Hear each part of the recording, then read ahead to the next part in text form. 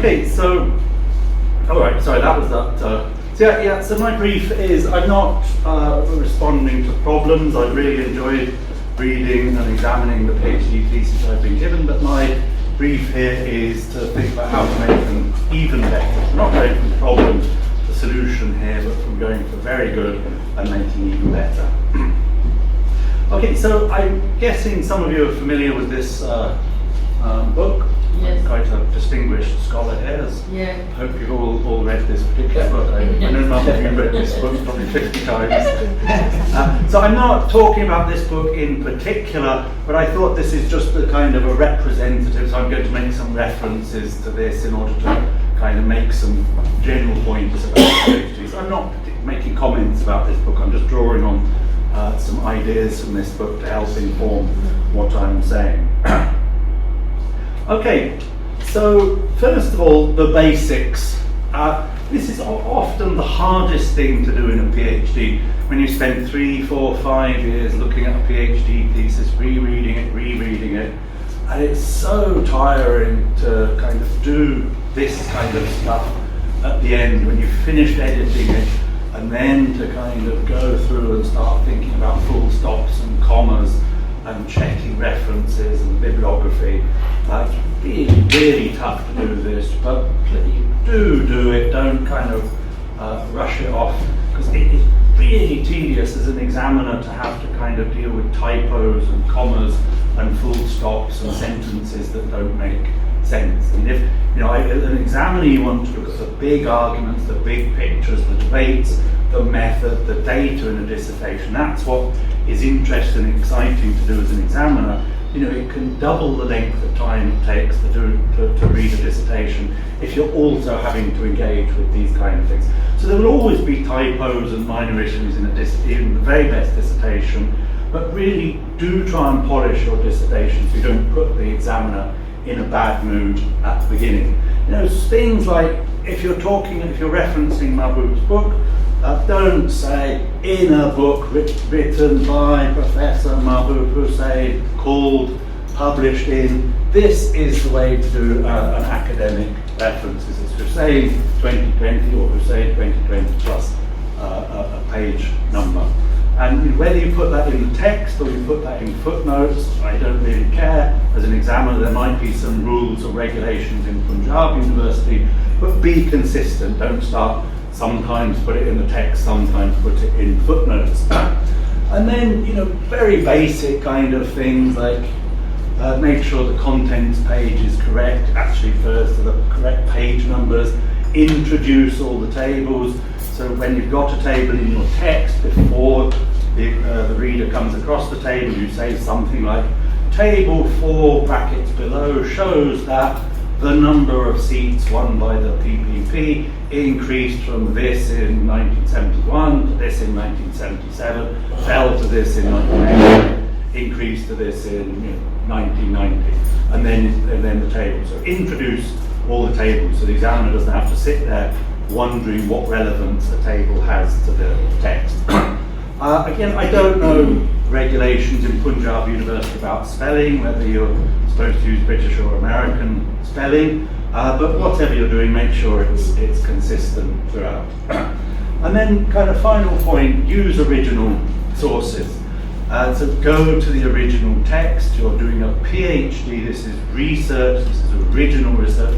You're supposed to be in archives, you're supposed to be reading original text. So don't say, Hussain as quoted in Hussain. Go to the original sources.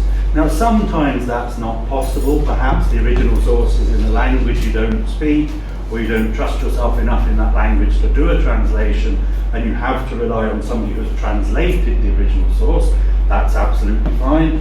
Sometimes the original source is not available, like a manuscript, I don't know, that's only in a library in Beijing or something. Try and get a grant from the history department to go to Beijing to read it, but this is not always possible, so sometimes you have to use secondary comments about an original source. But that should be very sparing in a PhD dissertation, and the absolute obligation on you as scholars is to always, where possible, go to the original sources.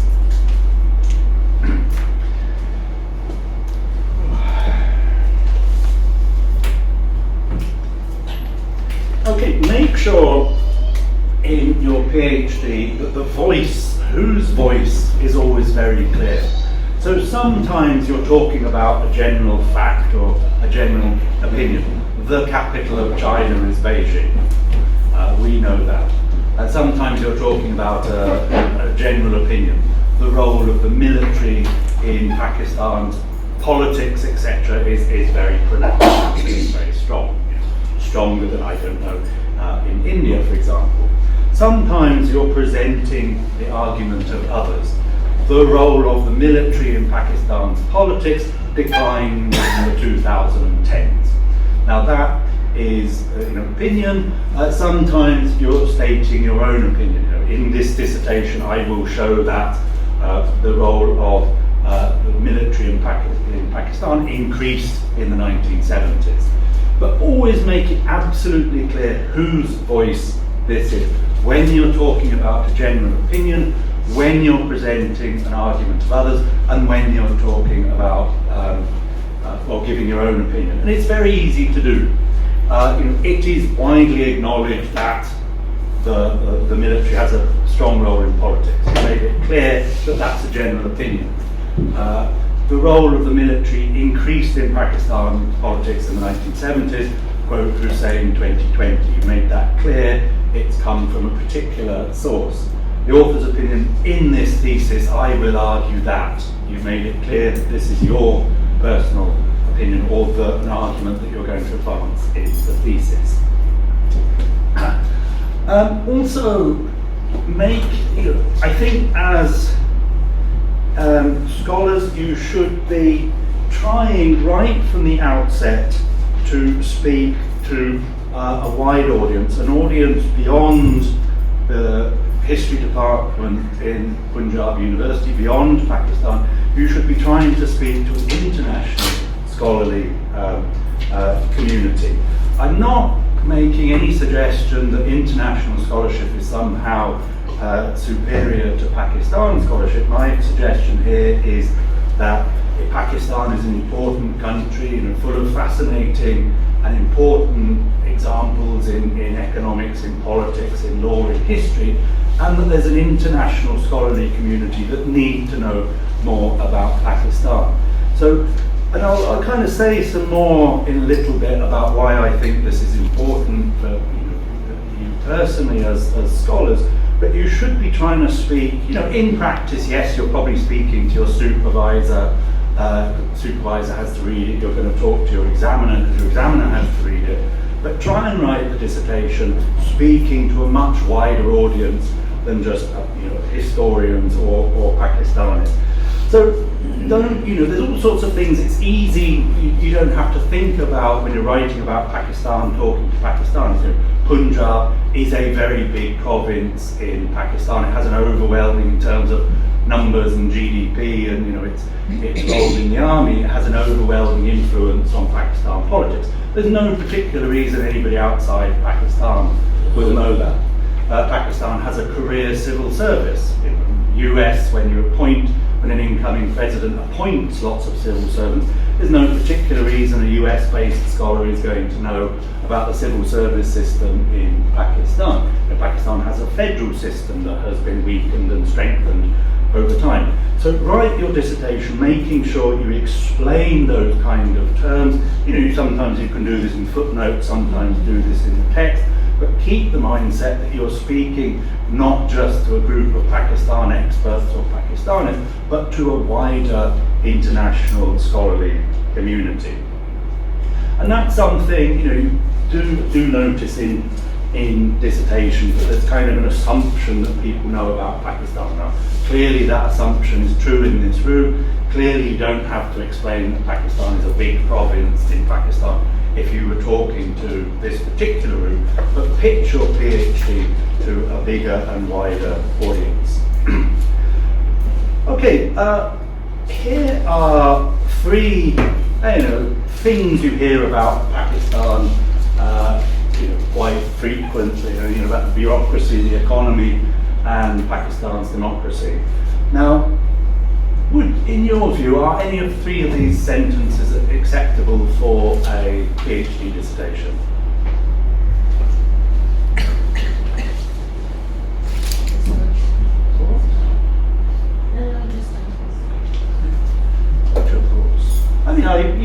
quite possibly all three of these are true. I'm not going to disputing. I think all three of these sentiments are quite widely shared. Some people might dispute them, but they're quite widely shared sentiments. So surely these are acceptable sentences to put into a PhD. Okay, so a PhD is not a political speech. I think, great, all three of these are fine if you're standing on a podium making a political speech, you're campaigning for office, and you're banging your fist at a rally and saying Pakistan's economy is floundering, Pakistan's democracy is dysfunctional. But these are not, you're not doing a political speech in a PhD, you're a scholar. Do not make sweeping generalizations in a PhD. If something is popular sentiment, I think probably all three of these, a lot of people, not everybody, a lot of people would agree with these claims, but if these are popular sentiment, make it clear. So you could say something like, many people in Pakistan believe that the bureaucracy is dominated by elected politicians, as shown in opinion polls or as shown in a selection of recent newspaper headlines. Media sentiment or opinion polls show that there's some kind of general sentiment that this is true. Or, the economy of Pakistan is floundering. Now, I've never heard an economist use the word floundering. That has a completely meaningless word for an economist or an economist. So what do you mean by that? You mean economic growth is low, or economic growth is declining, or there is a recession, or investment is low, or exports have declined. So you get rid of that word and say the economy of Pakistan is not doing well, exports dropped from this to this, growth rate is this, investment is low. Nowadays, the fourth common claim also, that is the establishment is dominating over elected politicians. Yeah, Pakistan is a feudal society, or non-elected institutions dominate the elected institutions, or the executive dominate the legislature and parliament. There are lots of these claims, and I think most of them are probably true, but that kind of sweeping generalization is not acceptable, should not be happening in a PhD. So get rid of the word floundering. The economy of Pakistan is not doing well, as shown by GDP, as shown by investment, as shown by export. Now that doesn't mean you have to be an economist in order to make that judgment.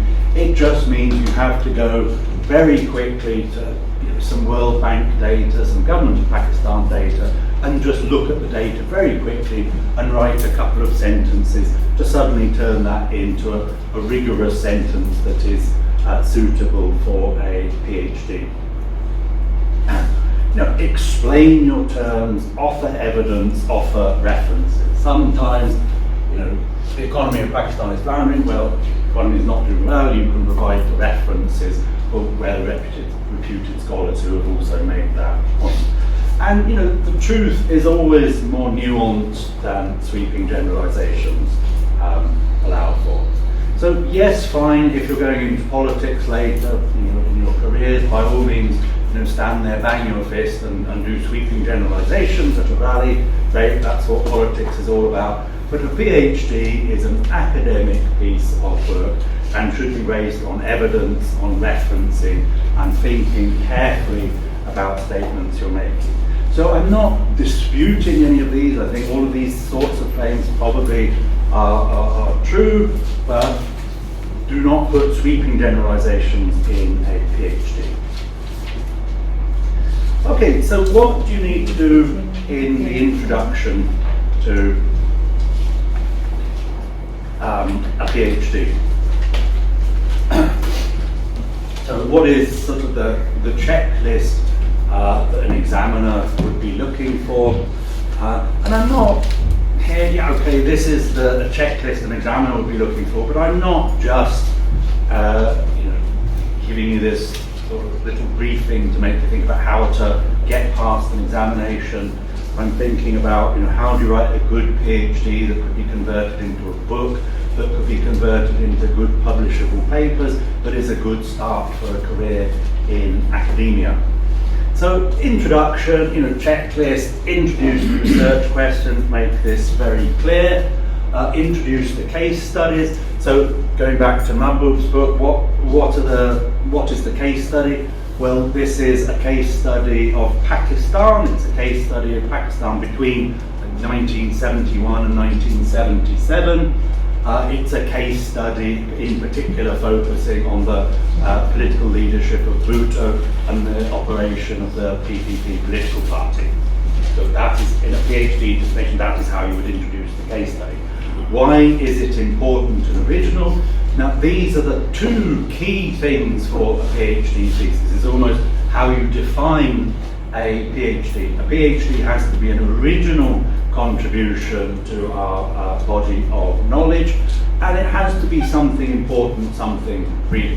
Now, you could do a PhD thesis on the life of Matthew McCartney between 2002 and 2005, which would be original. To my knowledge, nobody has done a PhD on me between those years, but it's an entirely unimportant, uninteresting topic, so it wouldn't be worthy of doing a PhD.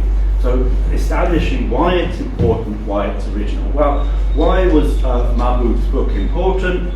Well, this is important in Pakistan and South Asia history because this was Pakistan's first general election. I mean, Bhutto was a political figure. He established one of the the ruling dynasties of contemporary Pakistan politics. He has a kind of a charisma and an influence, and he's feared or loved in a way that few politicians are. It was a very dramatic going from that tragedy of the war of Bangladesh, a general election, the hope of a charismatic leader putting a lid on the military and embedding democracy in Pakistan, and then the tragedy of the coup and the execution so soon afterwards. So it's a it's a very dramatic story, influential period in Pakistan's history. So it clearly is important. You should justify that. Now, briefly, what method, what data you'll use. So I think Mahbub's book was a study of parliamentary practice, of using speeches in Parliament and parliamentary debate, method and data, what are the key results. And then something I think a lot of people forget to do is that you often read an essay or a PhD dissertation, MPhil dissertation, you're reading and you're thinking, this is great, but the author hasn't mentioned X, Y, Z. Perhaps the author was completely unaware of X, Y, Z and has just not done the relevant research, and this dissertation is therefore lacking discussion of all of these other things. So, perhaps in Mahbub's book, this was very much focused on the national parliament. It wasn't really a discussion of the regional parliaments in provincial parliaments in Sindh, in Punjab, etc. Now, you can't ever do everything in a PhD thesis. You have to focus. But it's always a good idea in the introduction to make it clear what you are going to focus on and what you're not going to focus on. So this PhD will focus on the national parliament. It doesn't focus on the functioning of state parliaments, or quite often studies of Pakistan tend to focus on the Punjab and don't discuss the smaller states, or perhaps I'm going to be using parliamentary debates, I'm not going to be using speeches outside Parliament, or I'm not going to be using media reports of politics. So, absolutely fine. You always have to focus, you always have to not talk about something that is important, but make this clear to the reader in the introduction, so the examiner or whoever doesn't then read the rest of the dissertation thinking, I don't think Mahbub even knew there were other parliaments operating in Pakistan. Now, where's this discussion of what's happening in the parliament in Sindh? So take that problem away right at the outset by making it clear what you are going to focus on and what you're not going to focus on. Now, this is not a problem. Every PhD, every piece of research always has to focus on X and ignore Y and Z, even though Y and Z are important. Okay, literature review. Now, why do you do a literature review? I think some people, literature review is just a bit of a tedious necessity that has to be done. Why I'm writing about Bhutto in the 1970s. Why am I having to read these articles on Maggie Thatcher in the 1980s in the UK, or Ronald Reagan, or Parliament in India or Parliament in Bangladesh? This is a bit of a tedious necessity. Let's just stick that in the literature review, and then I'll get on with my PhD research proper. Now, that is the wrong way to look at a literature review. A literature review has a crucial value for the entire dissertation. So a literature review is to demonstrate that various things, to demonstrate that you have a mastery of the existing literature on your subject. You doing a PhD, Bhutto 1970s, that a PhD means you are the world expert on this little corner of knowledge. Your PhD is original, you become the world expert on this little corner of knowledge. So you should be referencing, engaging, reviewing all of the other world experts on that particular topic. So to demonstrate a mastery of existing literature. In practical terms, your examiner generally comes from a similar sort of subject and might get a little bit riled or upset if you don't reference their work. But that's not really the point. The point is you demonstrate a mastery of the existing literature.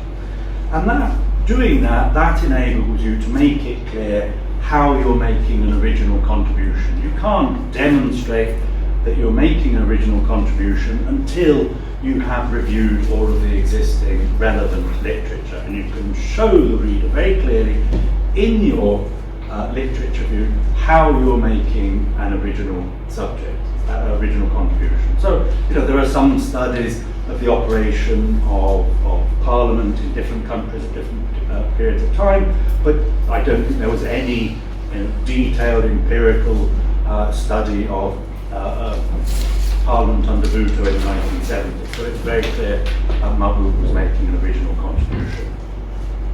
And you can also use your literature review to draw out hypotheses that you're going to test in your dissertation. This is where the research question comes from.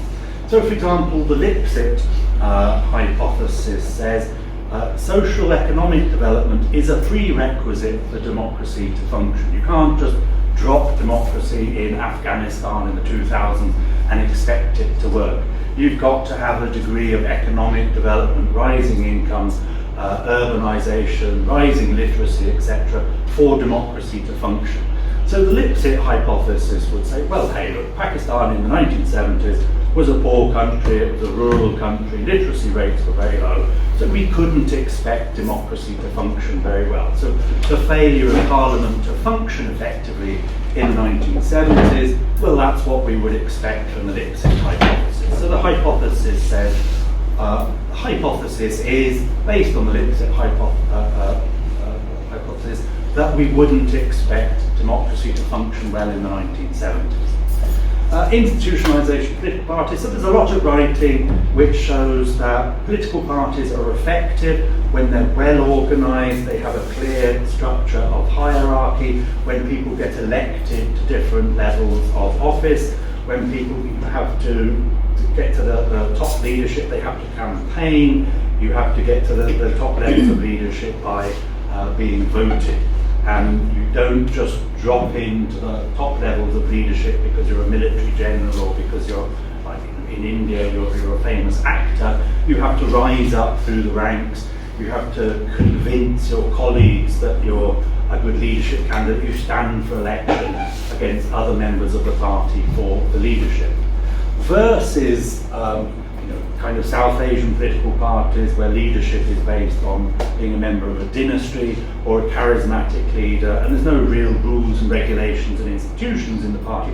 Everything really hinges on the charismatic leader. Now, literature shows sometimes that can be quite effective, but in general, the literature shows that political parties tend to function better when they're based on institutionalized procedures rather than being the product of a charismatic leader. So based on a review of that literature, we might conclude we don't expect the PPP to function so well in the 1970s because it's a party of a charismatic leader rather than a well-institutionalized political party. Democracy and public services. There's quite a lot of literature which shows that democratic countries tend to provide more public services. So spending on education tends to be higher, literacy rates tend to be higher, vaccinations tend to be higher. That is not always the case, but it's a kind of general finding in the literature. So we could make a case, the shift to democracy in the 1970s in Pakistan, we would expect to see greater attention to public services. So there are some examples of how a discussion of some relevant literature, you can draw a research question, you can draw a hypothesis that you can then test in your dissertation. So literature review is important. It's not just a tedious effort to summarize 20 things related to the dissertation. It shows you have a mastery of the literature, shows how you're going to make an original contribution, and it is really where your research question should be coming from. Your research question should not come just because your potential supervisor has given it to you and said, hello, this is interesting, do this research question. Your research question comes from doing a literature review, reading the related literature and working out what is important, what is original. I mean, that's not to say your supervisors, of course, they're experts on this, so they can give you some pointers, but in the end, your research question comes from your literature review.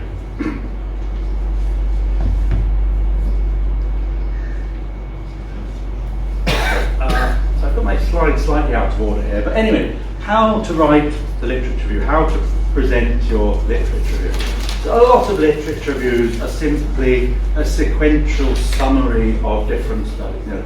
Smith said this, Jones said this, Hussein said this, Khan said this, and it's functional. It will probably pass for a PhD, but it is a bit dull and doesn't really add anything to a PhD. You read a sequential study or summary of 20, 30 different studies, and you just come away feeling very confused, thinking, well, lots of different people have said lots of different things that are related to this research question. Doesn't really increase your substantial understanding of the subject in question. So much better ways of organising a literature review are possibly to do it by theme. So you take some of the key themes of your dissertation, so Mahbub's book, the key themes of his dissertation, possibly the leadership, the personality of Bhutto, the relations of Bhutto, with the army, with the US, India, the Arab states, the functioning of parliament, economic reforms of Bhutto, the downfall of Bhutto, and you organise these themes thematically, and under each thematic theme you discuss the related literature. So that's one way of fairly easily making a literature review much more interesting and accessible for the reader. I think an even better way, but harder and more time-consuming way of organising a literature review is to do it in an analytical way. So have a look, so what were the research questions people were looking at in related literature?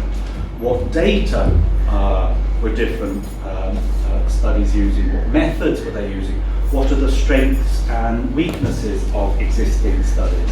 And that makes it much easier to show how your thesis, how your research relates to existing knowledge. So hey, here's a survey, here are the research questions related studies have used. This is my research question, so I can demonstrate how this is different from the others. These are the methods that other studies have used. Hey, look, this was a good method, but there were some problems with it, so I'm going to draw on that particular study, and I'm going to use that method in my own study. Or this is the data that was used in other studies. This was great, that data worked really well. However, that data is not available in Pakistan. I'd like that data, it's not available in Pakistan, so I'm going to use data which is not quite as good, but which is available in Pakistan. What are the strengths and weaknesses? This was a great study, but you know, they only interviewed 20 members of Parliament. I'm going to improve on that by looking at the original parliamentary records. I'm going to interview 100 parliamentarians. So you also, how the strengths and weaknesses, and that is probably the most sophisticated, hardest but most sophisticated way of organising a literature review. Really demonstrates that you've really looked at all of the existing work in depth, you understand it, and it's the easiest way to show how your research relates to those existing studies. And I think finally, as a principle of doing research, is be intellectually curious. Don't just read studies by Pakistani authors about Pakistan. Read very widely, read as widely as you can on the subject. You know, there's some subjects where the literature is going to be dominated by Pakistani authors. The study of Bhutto, for example, there are a few foreign scholars, but most people writing about Bhutto tend to be from Pakistan, Pakistani heritage or something. But be intellectually curious. You know, there are lots of charismatic leaders. You know, Suharto, Sukarno, Nehru, Bandaranaike, Castro. We read widely about charismatic leaders. Be intellectually curious. And again, I sort of come on to this point, is if you're kind of reading about international scholarship, that mindset, the point I made a little bit earlier, you're writing your dissertation not just for your examiner, for your to present your group of history students, but you're talking to an international community of scholars. And you should be, if you're expecting them to be interested in what you're writing, which I think you should, the obligation on you is to be curious about what the international community is writing about related subjects. Okay, here is, let's say here is a methodology. Now, have a look at that. This thesis will use a mix of quantitative and qualitative sources, including those from archives and parliamentary records, and secondary sources from new media, books, and journal articles. What are your thoughts on that as a methodology for let's say, a PhD in contemporary history, parliamentary history? Any thoughts? Sir, I think in this thesis one should focus on quantitative or qualitative sources. Well, possibly. You know, it all depends on the research question. Sometimes you have to use a mix. In parliamentary history, Archival sources, interviews, assembly debates. yeah. Yes, I don't think the problem is using mixed methods. You know, in parliamentary history, sometimes you actually have to count things. You know, how many MPs did Bhutto have? What proportion of those MPs always voted for the government? And that might be an empirical measure of how the lack of independent thought among MPs. So you might use that, but you also probably in parliamentary history you're also using quotes and perhaps interviews to get a kind of feeling for what's going on. So I don't think that's a problem, the mix of quantitative and qualitative. I mean, which you use and whether you use more of one or the other would really depend on the research question. So I don't think that's a particular issue. Okay, the issue here is it's meaningless. This has completely no meaning for the examiner.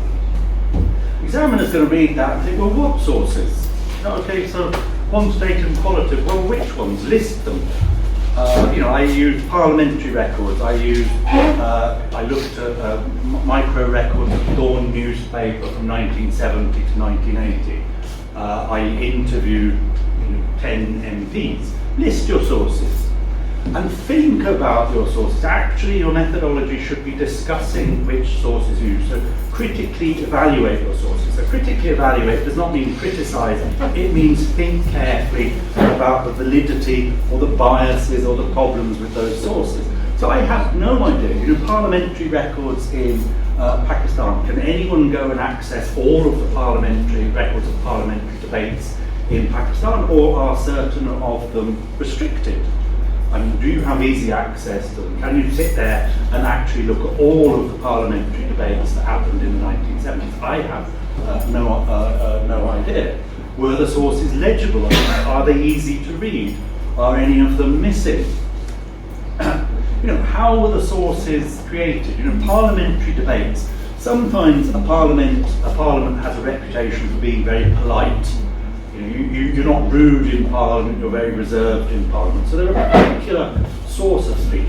Sometimes parliaments, have a reputation for just being loud and people shouting at each other, and the sources might not be very useful at thinking about the more nuanced issues of ideas. Sometimes there are restrictions on what can be discussed in Parliament. Like the military, there are certain restrictions on what can be debated. I think in the military budget, I don't know what can be debated in Parliament.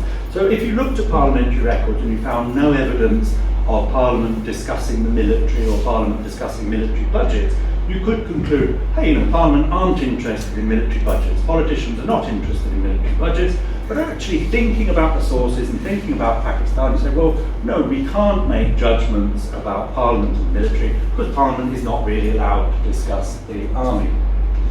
Sometimes there are, national norms. It's difficult to stand up in Parliament and say something bad, perhaps, about the army or Kashmir. You can't stand up in Parliament and say, oh, Kashmir is really Indian. It's difficult to say something positive about India. So you have to kind of understand the national context and think about, well, these are parliamentary debates. There are certain norms of the way people can talk. Like in the UK Parliament, people don't generally stand up in Parliament and say something negative about the monarchy or something negative about the army. That is not a good way of trying to understand how politicians think about those institutions. Other things quite open and free about debates, like, industrial policy or trade policy, looking at parliamentary debates is probably quite a good way of understanding politicians' thinking. Also think about how parliaments operate. Various times parliaments can have very low attendance rates. If you look at the number of MPs that actually turn up to Parliament, it can be very low. Sometimes countries have traditions of not really making important policy announcements in Parliament. They do this outside at rallies or speeches or interviews with the newspapers. So looking at parliamentary debates is not a good source, might not be a good source of thinking of trying to look at big policy changes. And sometimes, policy is made not in Parliament, not by the Prime Minister going to Parliament announcing a policy change, or the Chancellor, Finance Minister announcing budget changes. Sometimes those policies are actually made non-transparent negotiations outside Parliament. Currently, Pakistan are chatting with the IMF about economic policy. There's quite a few suggestions that China has had some influence on policy making during CPEC negotiations, but we don't really know because those discussions take place in a quite non-transparent way outside Parliament. So there are various issues. You have to understand how Parliament functions in order to think carefully about the validity of using those sources. And okay, if you're using parliamentary debates, well, what about other sources? Are you also going to use biographies of politicians or autobiographies? Are you going to use media reports of politics? Are you going to use sort of media interviews with politicians? Are you going to use speeches that politicians have made outside of Parliament? Are you yourself going to interview politicians? I mean, you can't do everything, but you have to think about, well, what are the best methods for this dissertation? What mix of methods can I best use to undertake this research? You can't use them all. You have to make it clear what you are going to use and what you aren't going to use. Sometimes, perhaps you personally would love to go and interview 200 politicians, but you just don't have the access, the time to do that. So you make it clear what you are going to do and what you aren't going to do, and the strengths and the weaknesses of that approach. And your method should make all of this very clear, and your method should be a critical engagement with how you're going to undertake your research, and make it absolutely clear what you are doing, what you aren't doing, maybe what ideally you would like to have done, and what you had to do in practice. So this is not a methodology. This has no real meaning for an examiner. These are the sorts of things you have to think about